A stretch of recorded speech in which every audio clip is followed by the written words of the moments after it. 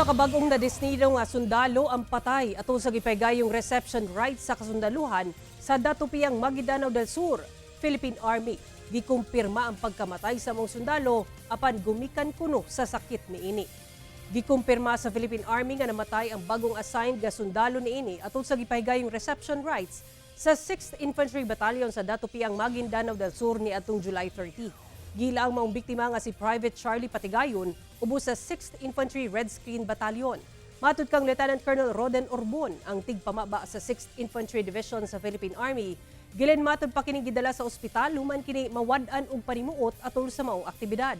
Apan namatay kini kinaugmaan sa ospital gumikan sa nabuo nga blood clot sa lawas gumikan sa kidney failure sumala sa doktor niini.